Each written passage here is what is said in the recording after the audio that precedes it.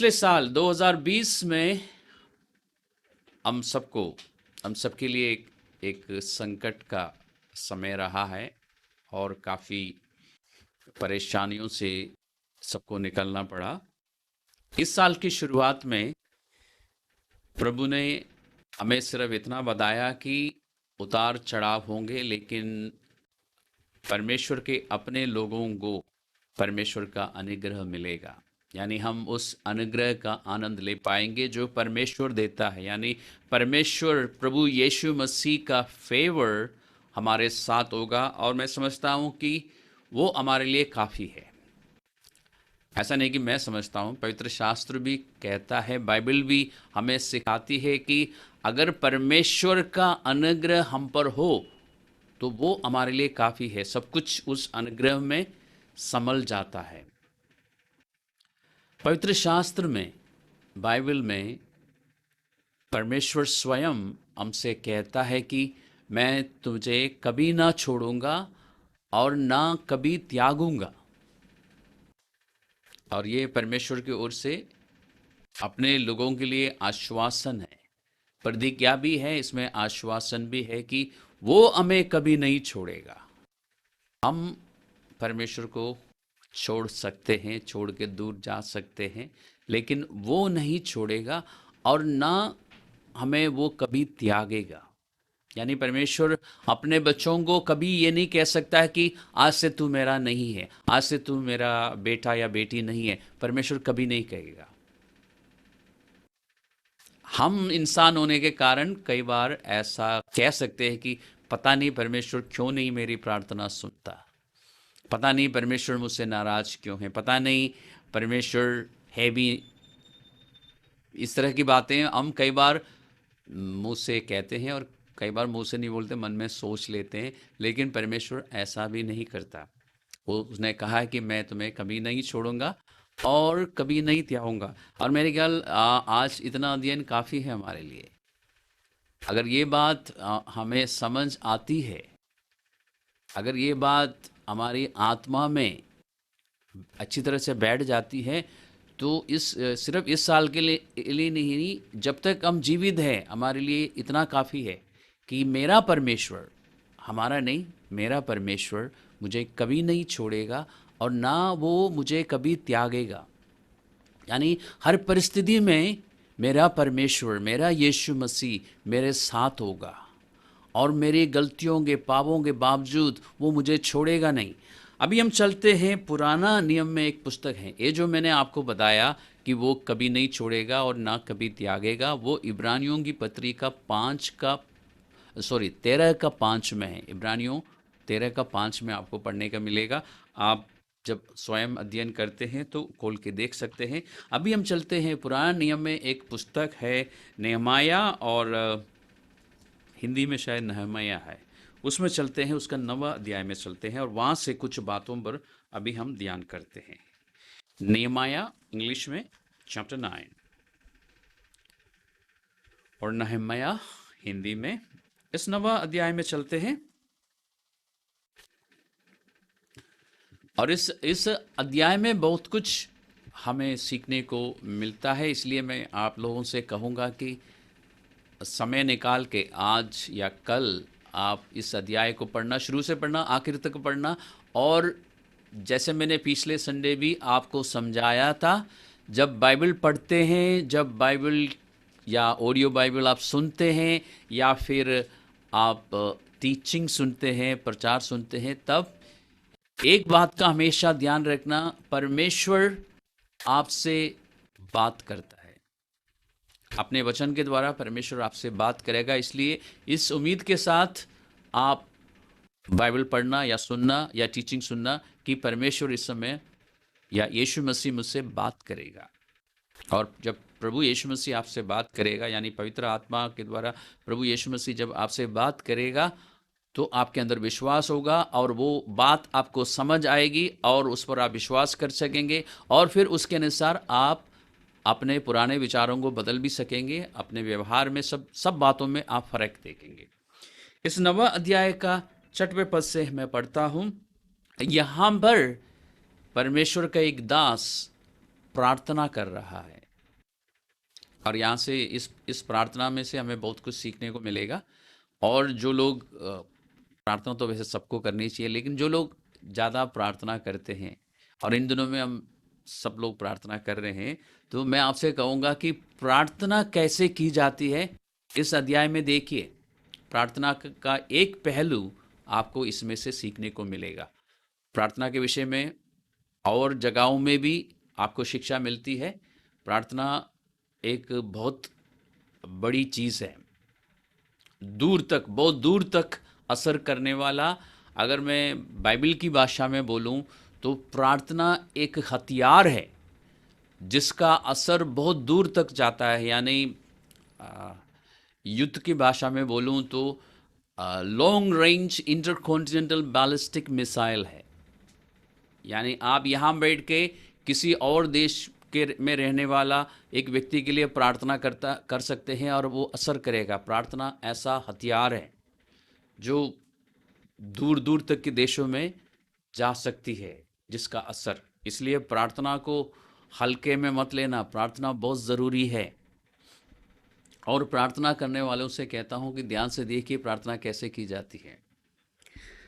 इस प्रार्थना को शुरू करते हुए नहम्याह नाम का व्यक्ति, परमेश्वर का दास, कहता है, तू ही अकेला यहोवा है। पुराना नियम में परमेश्वर को हम यहोवा के नाम से जानते हैं।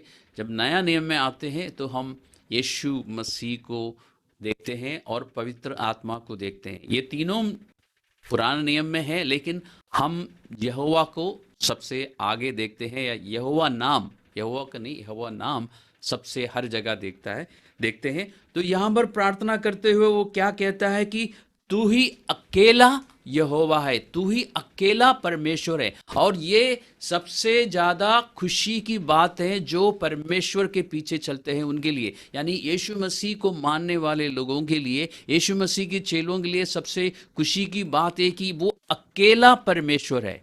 और खुशी की बात क्यों है कि वो अकेला आपको संभाल सकता है, उसको और सहायकों की ज़रूरत नहीं है या पार्टनर्स की ज़रूरत नहीं है। परमेश्वर ने अकेला इस ब्रह्मांड को बनाया है। आगे पढ़िए, स्वर्ग वरन सबसे ऊंचे स्वर्ग और उसके सब गण और पृथ्वी और जो कुछ उसमें है, और खत्म नहीं हुआ, और समुद्र और जो कुछ उसमें है, सबों को तू ही ने बनाया। पृथ्वी और आकाश और समुद्र और जो कुछ उसमें है। और हम जब यहाँ पे पृथ्वी में खड़े को ऊपर को देखते हैं तो हमें एक ही आकाश दिखता है, लेकिन पवित्र शास्त्र के अनुसार कम से कम 3 स्वर्ग है और इन सब स्वर्गों को भी परमेश्वर ने बनाया। क्या है खुशी की बात नहीं? और इससे आपको एक आश्वासन और एक हौसला नहीं मिलता है कि मेरा परमेश्वर जिससे मैं प्रार्थना करता हूँ, जिसकी मैं आराधना करता हूँ, वो एक छोटा सा कुल देवता या गृह देवता नहीं है, वो इस पूरे ब्रह्मांड को बनाने वाला परमेश्वर है। और वो इतना बड़ा है कि उसके पास मेरे लिए समय है और मेरी प्रार्थना को सुनता है। और जब मैं उससे प्रार्थना करता हूँ तो उसको और पार्टनर्स की ज़रूरत नहीं है मेरी समस्याओं को ठीक करने के लिए, वो अकेला ठीक कर सकता है।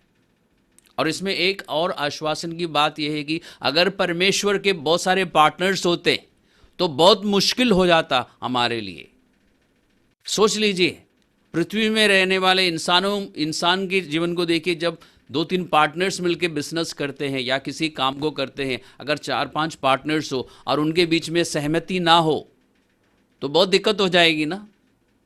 सोचिए इस बारे में। अगर ऊपर बैठे हुए परमेश्वर के कई सारे पार्टनर्स होते हैं और उन्होंने सबने मिलके ब्रह्मांड को बनाया होता, मानव जाति को बनाया होता, और जब यहाँ से इंसान प्रार्थना करता है और वहाँ पर ऊपर उनकी सहमति नहीं है तो बहुत गड़बड़ हो जाएगी ना।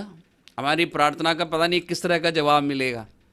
लेकिन परमेश्वर अकेला है, वो अकेला सृजनहार है और वो अकेला अपनी पूरी सृष्टि को संभालता है। एक ऐसा परमेश्वर है हमारा जो ये कहता है कि मैं तुम्हें कभी नहीं छोड़ूंगा। अपने बच्चों से कहता है मैं कभी नहीं छोड़ूंगा और कभी नहीं त्यागूंगा। इसलिए मैंने आपको बोला आज का अध्ययन इतना काफ़ी है हमारे लिए, ये बात अगर हमें समझ आती है।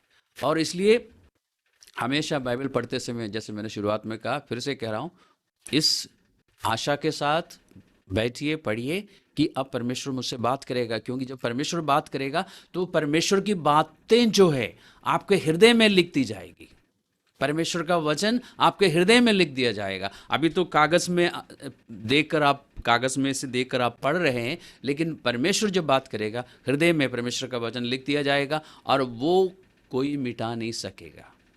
उस और विश्वास आपका बना रहेगा, चाहे आपके साथ कुछ भी होता रहे। परमेश्वर इस बात की गारंटी नहीं देता कि आपके जीवन में विपत्ति नहीं आएगी। बाइबल में कहीं नहीं लिखा है, बल्कि परमेश्वर ने इस साल की शुरुआत में बोला है उतार चढ़ाव होगा, तो वो जरूर होगा, लेकिन घबराने के लिए नहीं कहा, डरने के लिए नहीं कहा। इसलिए मैं बार बार लोगों को समझाता हूँ कि डरो मत, डरने की कोई ज़रूरत नहीं है। परमेश्वर जिसने कहा है कि उतार चढ़ाव होगा, उसने ये भी कहा है कि मेरा अनुग्रह होगा, और पवित्र शास्त्र इस बात की गारंटी देता है कि उसका अनुग्रह हर एक मनुष्य के लिए काफ़ी है, क्योंकि अनुग्रह भी बहुत बड़ी चीज़ है।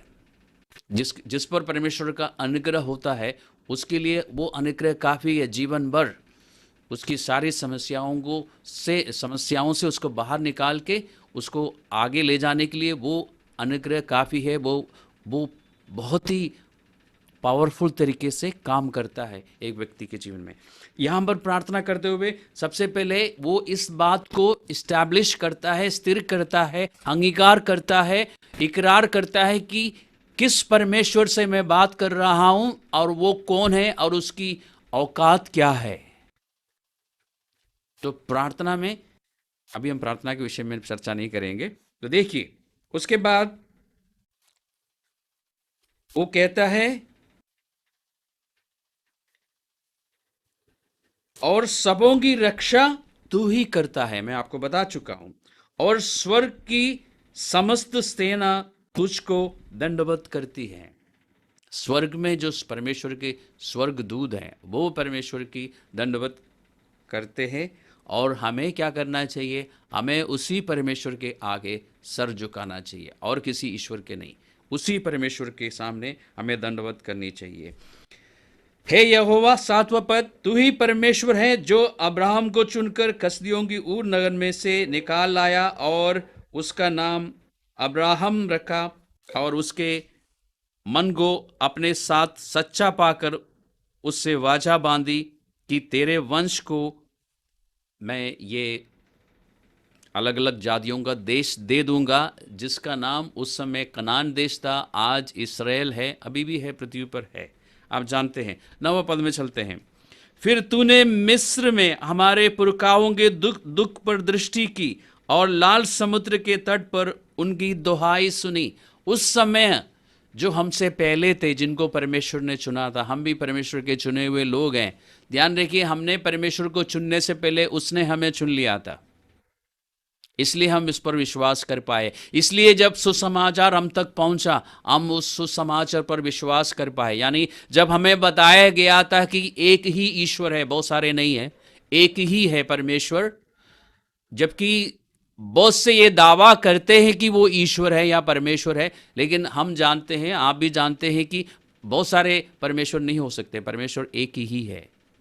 जैसे कि हमारे माता पिता एक ही है, और मैं माता पिता के साथ तुलना क्यों करता हूं? क्योंकि परमेश्वर जो असली परमेश्वर है, जो सृजनहार है, वही अपनी सृष्टि से प्यार कर सकता है। बाकी जो अपने आप को ईश्वर कहते हैं, वो सृष्टि से प्यार नहीं कर सकता, वो कभी भी प्यार नहीं कर सकता। सिर्फ परमेश्वर जो सृजनहार है, वो अपनी सृष्टि से प्यार कर सकता है, क्योंकि उसने सृष्टि की रचना की है।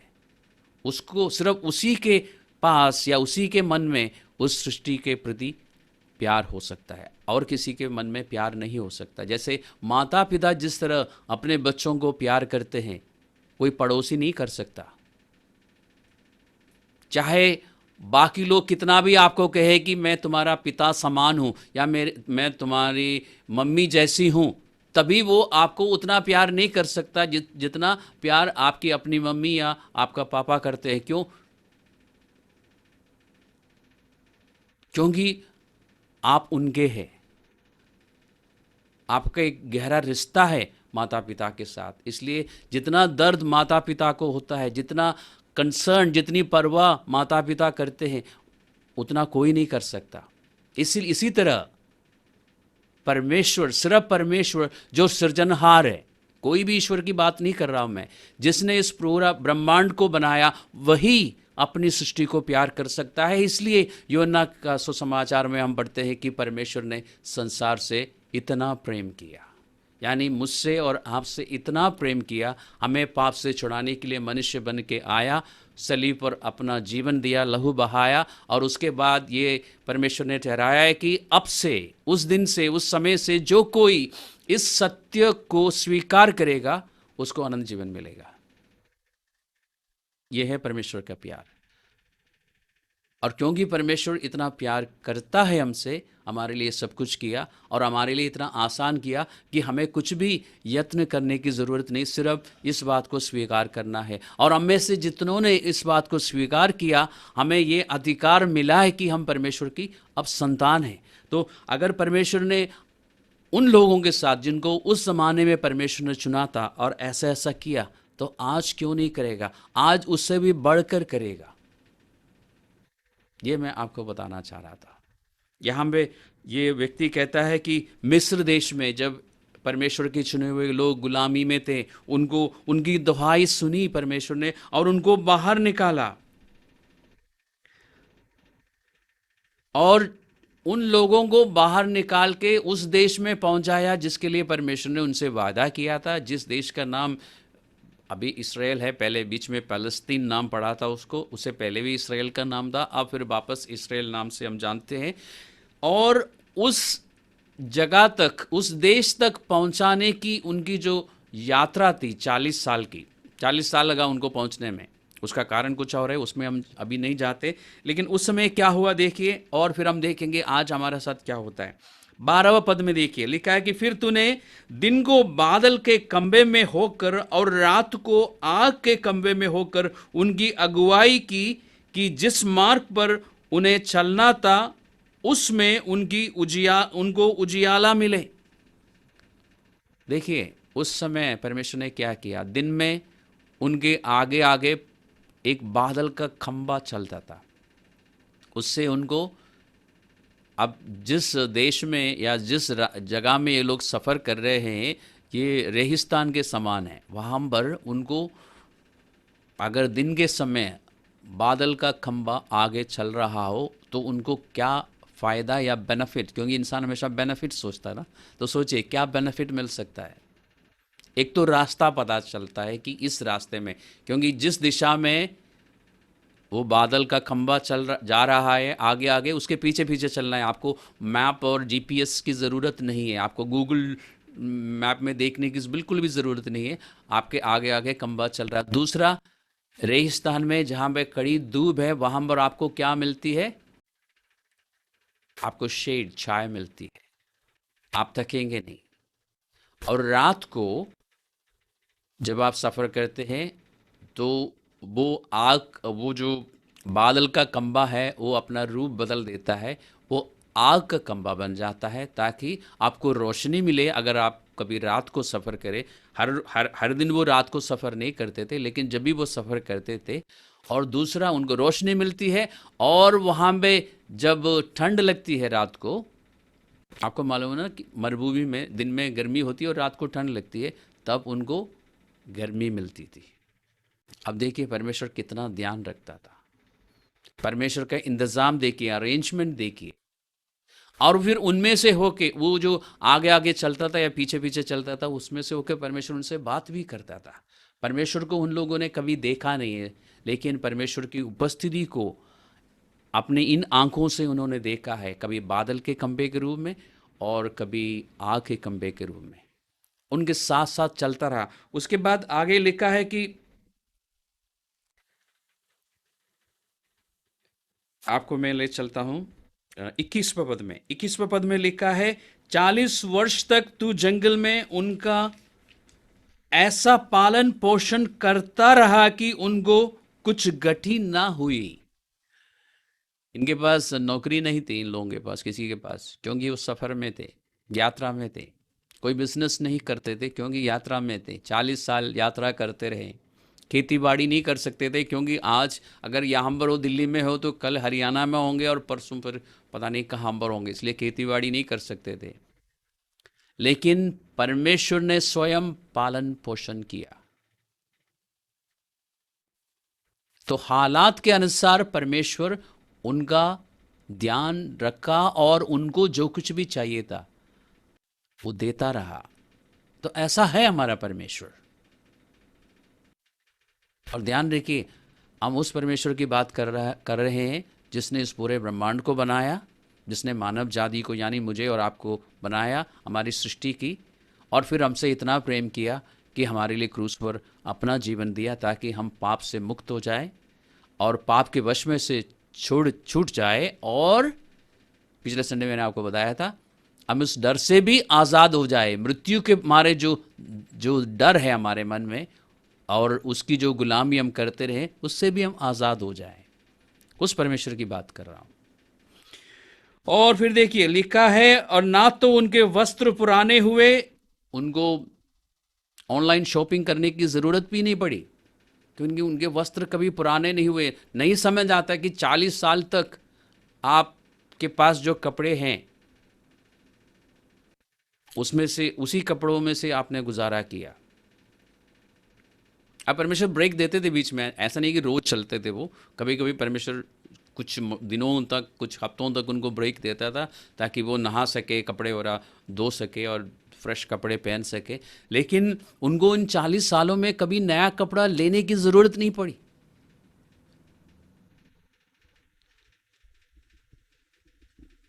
उनके वस्त्र कभी पुराने नहीं हुए और ना उनके पाँव में सूजन हुई। सोचिए इस बारे में। आज के दिन अगर हम 2-3 किलोमीटर लगातार चलेंगे तो हम थक जाते हैं और पैर में सूजन आ जाती है।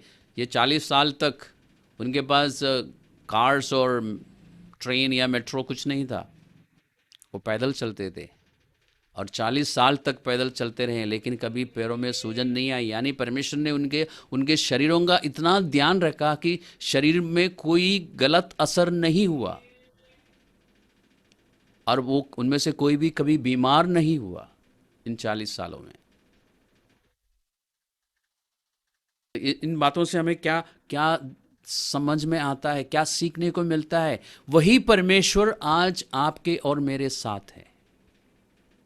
और पवित्र शास्त्र एक चीज पर जोर दे के हमें सिखाता है कि परमेश्वर हमारा है।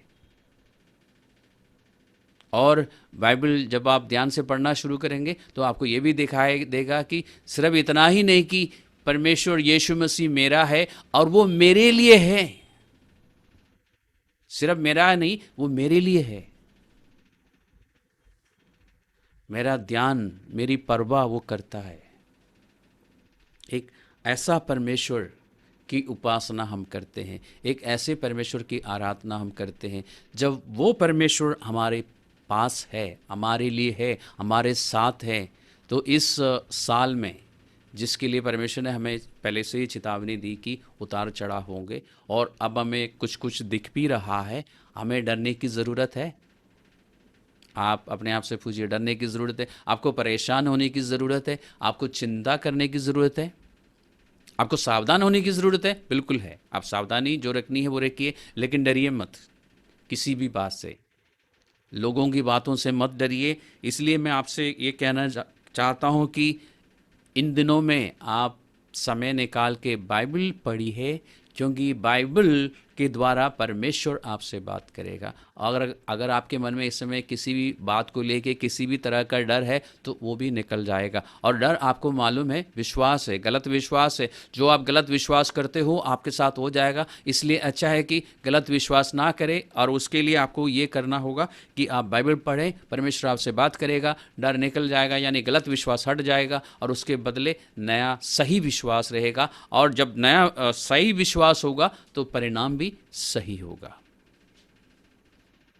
इस अध्याय में से फिलहाल मैं आपको इतना ही सिखाऊंगा। आगे लिखा है कि इन सब बातों के बावजूद, यानी इतना सब कुछ परमेश्वर ने अपने लोगों के लिए, अपने चुने हुए लोगों के लिए किया, उसके बावजूद ऐसा हुआ कि जब परमेश्वर उनको उस देश में ला के उनको बसाया, तो वो परमेश्वर से बलवा करना शुरू किया, परमेश्वर की बातों को मानने से इनकार किया, जो कि हम लोग कभी कभी करते हैं।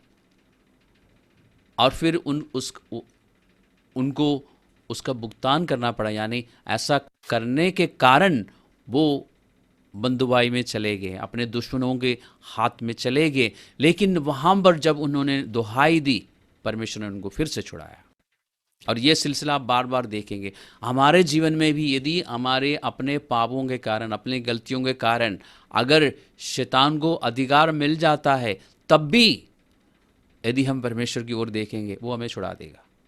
तो इससे ज़्यादा हमें क्या चाहिए? जब एक ऐसा परमेश्वर हमारे साथ है, जिसने हमें चुना, पहले हमने नहीं चुना, इस बात पर ध्यान दीजिए। उसने पहले हमें चुना, हमने उसको बाद में चुना है। जब एक ऐसा परमेश्वर है तो हमें परेशान रहने की ज़रूरत नहीं, हमें दुखी रहने की ज़रूरत नहीं, हमें डरने की ज़रूरत नहीं। अगर इस समय अगर आपके शरीर में बीमारी है, विशेष करके किसी जिन उनसे मैं बात कर रहा हूँ जिनको कोविड है, आपको डरने की ज़रूरत नहीं, आपको रिपोर्ट्स देख के भी डरने की ज़रूरत नहीं, और लोगों की बातों को सुन के आपको डरने की ज़रूरत नहीं, आपको परेशान होने की ज़रूरत नहीं। आप परमेश्वर की ओर देखिए। 40 साल तक कि उस सफ़र में उन लोगों को, किसी को भी परमेश्वर बीमार होने नहीं दिया था। लेकिन आज के समय में लोग कई बार बीमार हो जाते हैं, तो हम परमेश्वर की ओर जैसे देखेंगे, हम ठीक होना शुरू हो जाएंगे। कुछ लोगों को एकदम चंगाई मिलती है, शायद मैंने कल भी इस बारे में बात की थी या परसों। कुछ लोगों को एकदम इंस्टेंट हीलिंग मिलती है, कुछ लोगों को 1-2 दिन में हीलिंग मिलती है प्रार्थना के द्वारा, लेकिन कुछ लोगों को ज़्यादा समय लगता है। कोई बात नहीं, हीलिंग जो है गारंटीड है परमेश्वर की ओर से। क्या गारंटीड है? चंगाई जो है परमेश्वर जरूर देगा। कुछ लोगों को जल्दी मिल जाता है, कुछ लोगों को थोड़ा समय लगता है, कोई बात नहीं, वो परमेश्वर के हाथ में छोड़ दीजिए। और जब तक हम पूरी तरह चंगाई हासिल नहीं करते, हम प्रार्थना करते रहेंगे, प्रार्थना करना नहीं छोड़ेंगे। हम इस विश्वास के साथ प्रार्थना करेंगे जो हमने अभी बाइबल में पढ़ा है और जो इससे पहले भी पढ़ा है। बाइबल में परमेश्वर ने अपने विषय में जो कुछ बताया है, उसके आधार पर हम परमेश्वर पर विश्वास करेंगे, लोगों के कहने के अनुसार नहीं। हमने परमेश्वर के विषय में बचपन से लेके यीशु मसीह पर विश्वास करने तक जो कुछ सुना है, उसके आधार पर नहीं, बाइबल में जो बातें लिखी हैं उसके आधार पर हम परमेश्वर को देखेंगे, परमेश्वर की ओर देखकर विश्वास करेंगे और प्रार्थना करेंगे, और बहुत ही जल्दी हम रिजल्ट्स देखेंगे। तो ध्यान रखिए, परमेश्वर आपके लिए है। यीशु मसीह की बात कर रहा हूँ, यीशु मसीह के अपने लोगों से बात कर रहा हूँ। परमेश्वर आपके लिए है और आपका है, और वो आपके साथ है। और यहाँ पर हम आज रुक जाते हैं।